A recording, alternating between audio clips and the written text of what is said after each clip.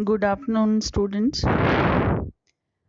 कल हमने opportunity cost theory of international trade का हैबर्लर का सिद्धांत प्रारंभ किया था और इसकी एक वीडियो क्लास बनाकर मैंने यूट्यूब चैनल पे डाल दी थी और उसका लिंक भी आपको भेज दिया था और आप लोग उसे देख भी रहे हैं। ये मैं लगातार नोटिस कर रही हूँ, तो ये अच्छी बात है। आज हम हैबर्लर के सिद्धांत को आगे बढ़ाते हुए वहां से शुरू करेंगे जहां हमने कल खत्म किया था। तब तक स्लाइड्स जो मैं चेंज कर रही हूँ तो आपको याद आ रहा होगा कि ये सब हम कर चुके हैं। हैबर्लर के सिद्धांत की बहुत सारी मान्यताएं भी हम कर चुके हैं। एमआरटी एक्स वाई कैसे देखते हैं, कैसे निकालते हैं, वो भी देख चुके हैं। टोटल कॉस्ट का क्या फॉर्मूला है और उसके बाद कांस्टेंट रिटर्न्स टू स्केल में एक देश का पीपीसी जो है वो किस तरीके से डिज़ाइन होता है, ये भी स्लाइड पे हम चर्चा कर चुके हैं। और इसके बाद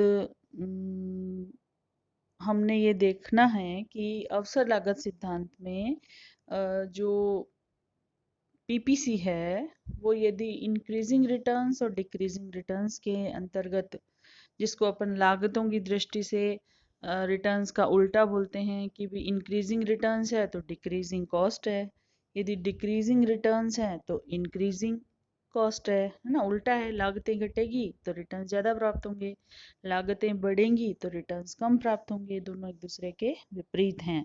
तो ये जो स्लाइड खुली हुई है उसमें आपका जो opportunity cost curve A B है वो नीचे की ओर गिरता हुआ तो है, क्योंकि एमआरटी एक्स वाई नेगेटिव होती है, लेकिन वह कॉन्वेक्स है टुवर्ड्स द ओरिजिन, यानी मूल बिंदु जीरो के वह कॉन्वेक्स शेप का है। ऐसा तब होता है जब आपकी जो रिटर्न्स टू स्केल है वो डिमिनिशिंग होते हैं। ठीक है, इसमें आप देख रहे होंगे कि लागत जो है वो ओपी यानी PP1 जो है वो ग्रेटर है P1 P2 से। इसको हम उल्टा भी लिख सकते हैं, स्लाइड की जो लास्ट लाइन है वहां पे लिखा हुआ है P1 P2 is less than PP1। ऐसा तब होता है जब production is governed by increasing returns to scale, है ना, और cost of X in term of Y goes on diminishing. क्योंकि आप देख रहे हो कि पहले चरण में जब हमने एक्स कमोडिटी को बढ़ाया, ओ क्यू से ओ क्यू वन किया, तो जो वाई की त्यागी गई मात्रा है PP1 वह नेक्स्ट स्टेप की तुलना में ज़्यादा है, यानी नेक्स्ट स्टेप पे जो वाई की मात्रा त्यागी गई, जबकि हम और आगे बढ़े एक्स की कमोडिटी में ओ क्यू टू तक पहुंच गए। वो आप लिख लेना, अभी यहाँ लिखना छूट गया है डायग्राम में Q2, तो वहाँ Q1 Q2 और यदि एक्स की मात्रा बढ़ाई तो वाई की त्यागी गई मात्रा P1 P2 जो है वो पहले की तुलना PP1 से कम हो गई। तो इस तरीके से इसको बोलते हैं डिमिनिशिंग कॉस्ट, तो या फिर इंक्रीजिंग रिटर्न्स टू स्केल। तो ये स्थिति जो है अर्थशास्त्री मानते हैं कि यथार्थवादी नहीं है। प्रोडक्शन या बिजनेस सेक्टर के हिसाब से यह एक काल्पनिक स्थिति है, जनरली यह नहीं पाई जाती है। Generally constant returns to scale वाली कंडीशन भी नहीं पाई जाती है। तो जो वास्तव में प्रिवेल करती है कंडीशन वो है आपकी नेक्स्ट, जब पीपीसी आपका कॉनकेव दिखाया गया है और ये जो है डिमिनिशिंग रिटर्न्स टू स्केल या इंक्रीजिंग अपॉर्चुनिटी कॉस्ट कर्व कहलाता है। तो तब इसकी शेप जो है वो मूल बिंदु के कॉनकेव बन जाती है, जैसा कि आपको स्लाइड में दिखाई दे रही है कि जैसे ही हम x की अतिरिक्त मात्रा की ओर बढ़ते हैं अतिरिक्त प्राप्त करने के लिए, वैसे ही y की जो त्यागी गई मात्रा है वो क्या हो रहा है,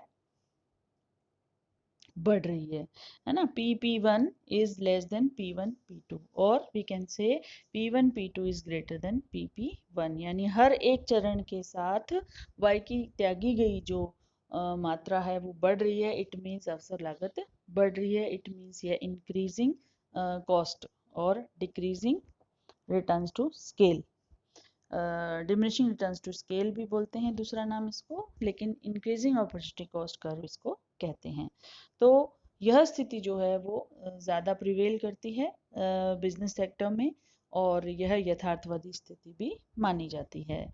नेक्स्ट जो स्लाइड आपके सामने खुली है उसमें जो पीपीसी 2 दिए हुए हैं ए बी और A1 B1, वो नो ट्रेड सिचुएशन लिखा हुआ है वहाँ, यानी कि एक ऐसी कंडीशन भी हो सकती है दोनों देशों के मध्य जब दोनों देशों के पीपीसी ए बी और A1 B1 टाइप के हों, जिनकी ढाल सेम हो, तो दोनों के मध्य व्यापार नहीं हो सकता है ना। तो संसाधनों की दृष्टि से वो छोटे बड़े हो सकते हैं, लेकिन दोनों की जो अवसर लागत है वो समान है, और जहाँ समान अवसर लागत है तो फिर दोनों के मध्य ट्रेड पॉसिबल नहीं है। तो यदि सवाल आता है एग्जाम में कि कौन सी वो सिचुएशन है जहाँ दोनों देशों में ट्रेड पॉसिबल नहीं है, पीपीसी के द्वारा समझाइए, रेखा चित्र के द्वारा समझाइए, तब आपको ये एक स्लाइड जो भी इसमें मैटर है, डायग्राम है और डायग्राम का विश्लेषण है, उसमें आपको यही देना होगा कि यदि दोनों देशों के पीपीसीज की ढाल, जिसको हम रूपांतरण वक्र भी कहते हैं, समान है, तो उससे अवसर लागत भी एक दूसरे के समानांतर होंगी और पीपीसी की शेप जो है वो दोनों के पैरेलल बनेगी। ऐसे में दोनों के मध्य व्यापार संभव नहीं होगा। व्यापार दो देशों में केवल तभी संभव हो सकता है जब दोनों देशों की रूपांतरण वक्र या पीपीसी की ढालें भिन्न भिन्न हो। तो इस तरीके से आपकी ये स्लाइड आपको समझ आ गई होगी। नेक्स्ट जो हम चल रहे हैं कि व्यापार तब होगा जब दोनों के पीपीसीज की ढाल डिफरेंट होगी। तो वो वाली सिचुएशन जब ट्रेड होगा वो इस नेक्स्ट स्लाइड में डायग्राम में आपको दिखाई गई है। दोनों देशों के जो पीपीसी हैं, देश ए और बी दो देश हैं, है ना, वस्तुएं एक्स और वाई दो कमोडिटी हैं। तो जो ए बी है वो देश ए का पीपीसी है, और A1 B1 जो है वो देश बी का पीपीपी है, पीपीसी है, ठीक है, प्रोडक्शन पॉसिबिलिटी कर्व है। तो इस तरीके से जब दोनों के ढाल भिन्न हैं तो हमें दिखाई दे रहा है कि जो ए का पीपीसी है वो वाई अक्ष की तरफ ज़्यादा झुका हुआ है, यानी कि देश ए जो है वो वाई वस्तु बनाने में ज़्यादा प्रवीण है, और अपने संसाधन यदि वो समस्त वाई वस्तु पे लगाता है तो एक्स की तुलना में वो ज़्यादा वाई प्रोड्यूस कर सकता है। जबकि दूसरी तरफ जो दूसरा देश है, देश बी, A1 B1 जिसका पीपीसी है वो एक्स अक्ष की तरफ ज़्यादा ढालू है या ज़्यादा स्थान उधर घेर रहा है। इसका मतलब है कि यह देश एक्स वस्तु के उत्पादन में ज़्यादा प्रवीण है, उसे अवसर लागत का लाभ प्राप्त है, तो वह अगर सारे संसाधन यदि एक्स पे लगाएगा तो वाई की तुलना में एक्स ज़्यादा प्राप्त कर सकता है। तो इस तरीके से दोनों देश जो हैं वो अपनी अपनी वस्तु में स्पेशलाइजेशन करेंगे, और दोनों के मध्य व्यापार जब स्थापित हो जाएगा तो दोनों के मध्य एक अंतर्राष्ट्रीय व्यापार रेखा प्राप्त हो जाएगी, या जोन क्षेत्र प्राप्त हो जाएगा, जो कि AB1 dash dash dotted line के द्वारा दिखाया गया है। यानी कि अब ये जो एरिया है जो पहले इन दोनों के लिए अप्रोचेबल नहीं था, क्योंकि दोनों की पीपीसी, दोनों की बाध्यता, दोनों की सीमाओं को दर्शाती है, लेकिन अंतर्राष्ट्रीय व्यापार रेखा में वह रीजन भी कवर हो पा रहा है दोनों देशों के द्वारा जो व्यापार से पूर्व इनके लिए अप्रोचेबल नहीं था। तो यह एरिया AB1 रेखा के द्वारा दोनों के पीपीसी के बाहर के एरिया को भी कवर कर रहा है। अब यदि हम देखें कि दोनों के मध्य जब व्यापार प्रारंभ हो जाएगा तो इनके प्रोडक्शन और कंजप्शन पॉइंट चेंज होंगे, है ना, दोनों को व्यापार से लाभ होगा, कितना आयात कितना निर्यात होगा। तो यह जो है वो रेखा चित्रीय विशिष्ट विश्लेषण के अंतर्गत आपको देना पड़ता ही है। अब आप एमए फाइनल के स्टूडेंट्स हो, आपको पता ही है रेखा चित्र देने के साथ साथ रेखा चित्र का विश्लेषण भी देना होता है। प्रश्न में उत्तर की शब्द सीमा तय होती है, उस हिसाब से आप अपने रेखा चित्र विश्लेषण को छोटा बड़ा कर सकते हैं, लेकिन मेन बात यह है कि आपको आना, सब समझ आना चाहिए ताकि आपको रटने की जरूरत ना पड़े। आप वहाँ कोई भी पॉइंट दें, है ना, कोई भी ABCDSTRMN KJKL कुछ भी दें, आपको पता होना चाहिए, तो आपको रटने की जरूरत नहीं पड़ेगी। तो यहाँ रेखा चित्र विश्लेषण में आप देख रहे हैं कि देश ए जो है वस्तुओं की आर मात्रा जो दिखाई गई है वहां अब उसका उपभोग बिंदु शिफ्ट हो गया है, यानी आर पर अब वो उपभोग कर सकता है क्योंकि आर बिंदु जो है वो अंतर्राष्ट्रीय विनिमय अनुपात रेखा के ऊपर स्थित है। जबकि वो बना क्या रहा है, एस टी बिंदु पर, है ना, टी बिंदु पर वो प्रोडक्शन पॉइंट है, आर जो है वो उसका उपभोग बिंदु है। तो इस तरीके से वो क्या करेगा कि यहीं पे जो ये जो वर्ग बना हुआ है, स्क्वायर बना हुआ है ASNR, यही जो स्क्वायर है वो उसके आयातों और निर्यातों का की मात्रा होगी। अब आप इसको निकालेंगे कैसे कि R से Y अक्ष तक एक लंब डालेंगे जहां आपको S बिंदु प्राप्त हो जाता है, यानी कि वह OS मात्रा में तो क्या करेगा, ओ ए मात्रा में, तो ए पे तो उसका प्रोडक्शन पॉइंट शिफ्ट हो गया, ओ ए मात्रा में प्रोडक्शन करेगा। कंजप्शन पॉइंट आर से जो लंब हमने इधर एस बिंदु तक डाला है, ओ एस मात्रा वाई की वह उपभोग कर लेगा। बची हुई जो मात्रा ए एस है वह क्या कर देगा, दूसरे देश को निर्यात कर देगा, देश बी को निर्यात कर देगा। जबकि वह क्या बना रहा है, एस आर मात्रा में यदि उसका उपभोग एक्स वस्तु का है, वो सारी की सारी मात्रा वो बी देश से आयात कर लेगा। इसी तरीके से एक्स कमोडिटी की तरफ देश बी का आयात निर्यात हम देख सकते हैं कि व्यापार के बाद, व्यापार से पहले जो T1 बिंदु था उसका उत्पादन का, वो B1 बिंदु पर शिफ्ट हो गया है, जिसमें से वह OS1 मात्रा में खुद उपभोग कर रहा है क्योंकि देश बी का उपभोग बिंदु R1 है। R1 से हमने एक लंब जो डाल लिया एक्स अक्ष पे, वो S1 है, S1 है ना। तो R1 S1 मात्रा में जो Y वस्तु का उपभोग उसको करना है, जो कि वो बना नहीं रहा है, वो सारी की सारी आयात कर लेगा देश A से, और बदले में S1 B1 मात्रा में वस्तु X जो है वो निर्यात कर देगा देश A को। इस तरीके से दोनों का आयात निर्यात जो है वो इक्वल हो जाएगा और उनका ट्रेड बैलेंस में आ जाएगा।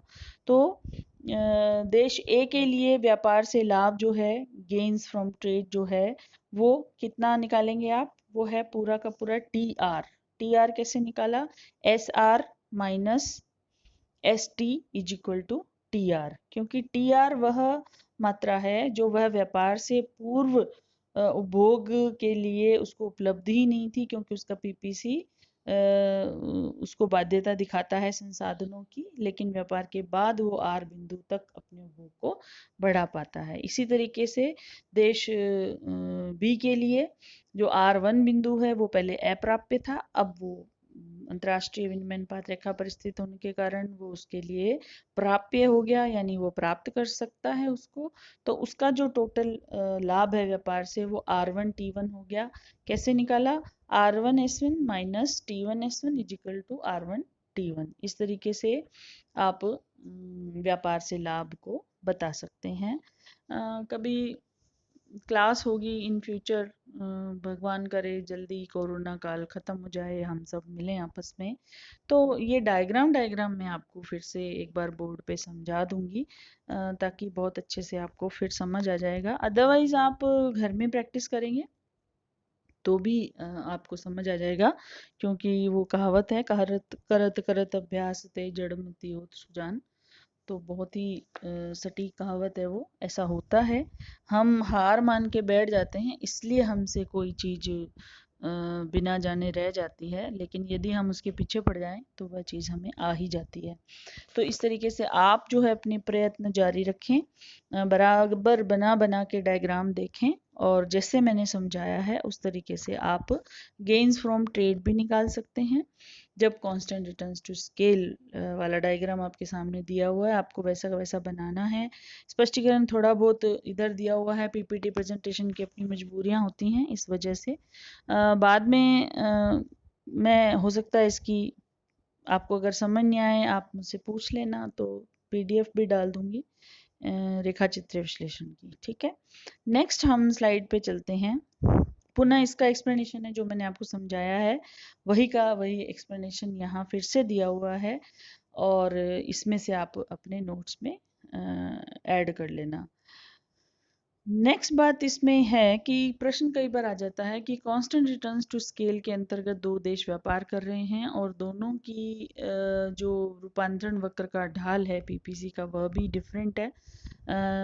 लेकिन यदि दो देश समान आकार के हैं या दो देश छोटे बड़े हैं तो व्यापार से लाभ का बंटवारा किस तरीके से होगा। तो उसमें हबर्लर कहते हैं यदि दोनों देश समान आकार के हैं यानी इक्वल इक्वल जैसे हैं और दोनों आर्थिक दृष्टि से भी इक्वल हैं तो दोनों देशों में पूर्ण विशेषज्ञता होगी और दोनों जो है वो एक ही वस्तु का पूर्ण उत्पादन करेंगे और दूसरी वस्तु दूसरे देश से मंगाएंगे। लेकिन यदि दोनों देशों में से एक बड़ा है और एक छोटा है तो प्रारंभ में अविशिष्ट मतलब कम विशिष्टीकरण हो पाएगा क्योंकि छोटा देश बड़े देश की डिमांड को पूरा नहीं कर पाएगा, है ना। छोटा देश की जितनी सामर्थ्य है उत्पादन की उतनी मांग जो उससे कहीं ज्यादा मांग जो बड़े देश में होगी तो बड़े देश को क्या करना पड़ेगा, अपूर्ण विशिष्टीकरण रहेगा। वह दोनों वस्तुएं बनाएगा, एक कम बनाएगा और दूसरी ज्यादा बनाएगा, जबकि छोटा देश जो है व्यापार से सारा का सारा लाभ उसे ही प्राप्त होगा। तो यह भी प्रश्न कई बार छोटे आ जाते हैं, आपको इनका भी उत्तर देने की स्थिति में हमेशा रहना चाहिए। नेक्स्ट है बढ़ती अवसर लागत और अंतरराष्ट्रीय व्यापार, increasing opportunity cost and international trade. Increasing बढ़ती अवसर लागत का मतलब अब आपको बिल्कुल दिमाग में आ जाना चाहिए कि जैसे ही x की एक अतिरिक्त इकाई प्राप्त करते हैं x1 और फिर x2 और एक अतिरिक्त इकाई प्राप्त करते हैं वैसे वैसे जो y की त्यागी गई मात्रा है y1 y2 वो बढ़ती है यानी कि लागत बढ़ने लगती है, वह यह स्थिति है। तो कांस्टेंट रिटर्न्स टू स्केल के तहत उत्पादन तब संभव हो सकता है जब हम मान लें कि एक दोनों देशों में जो है वो एक निश्चित फिक्स्ड फैक्टर प्रोपोर्शंस हैं और उत्पादन के जो फैक्टर्स हैं उनमें दो वस्तुओं की सापेक्ष जो उत्पादन क्षमता है वो समान है। वास्तविक जीवन में फैक्टर स्पेशलाइजेशन, परफेक्ट कंपटीशन की कमी और उत्पादन में फैक्टर्स की दक्षता में कमी की वजह से पैमाने के जो रिटर्न्स हैं वो घटते हैं यानी कि लागतें बढ़ती हैं जैसे जैसे उत्पादन बढ़ता है वैसे वैसे। तो वास्तविक जीवन में चीज़ें इस तरीके से बिजनेस सेक्टर में प्रिवेल करती हैं जैसा कि सामने स्लाइड आपके खुली हुई है। कौन के शेप का पीपीसी है दोनों देशों का, पहला कंट्री ए का दिया हुआ है। अगेन देश ए जो है वो वाई वस्तु की तरफ उसका पीपीसी का झुकाव ज़्यादा है यानी वो वाई वस्तु ही ज़्यादा बनाएगा क्योंकि वो उसमें विशिष्ट योग्यता रखता है। कंट्री बी का पीपीसी एक्स अक्ष की तरफ झुकाव वाला है, ज़्यादा मतलब फैलाव वाला है, तो वो एक्स वस्तु में ज़्यादा प्रवीण है और एक्स वस्तु ही व्यापार के बाद ज़्यादा बनाएगा। दोनों के लिए जो ई और इवन जो बिंदु दे रखे रेखा दे रखी है वो दोनों की घरेलू विनिमय अनुपात रेखा है व्यापार से पूर्व की। तो वो इनके पीपीसी पे जहां जहां टच करती है, देश ए के लिए आर बिंदु पे टच करती है और देश बी के लिए R1 बिंदु पे टच करती है। इट मीन्स व्यापार से पूर्व उत्पादन का जो बिंदु है देश ए के लिए R है और देश बी के लिए R1 है। व्यापार के बाद जब दोनों अपनी अपनी वस्तुओं में विशिष्टीकरण करेंगे तो देश ए वाई की तरफ मूव करेगा प्रोडक्शन बढ़ाने के लिए और देश बी कंट्री बी जो है वो एक्स वस्तु की तरफ मूव करेगा प्रोडक्शन बढ़ाने के लिए। तो कंट्री ए का जो प्रोडक्शन पॉइंट है वो आर से शिफ्ट होकर एस हो गया है और कंट्री बी का जो प्रोडक्शन पॉइंट है आफ्टर ट्रेड वो R1 से शिफ्ट होके S1 हो गया क्योंकि अब वो एक्स वस्तु ज़्यादा बना रहा है और देश ए जो है वो वाई वस्तु ज़्यादा बना रहा है।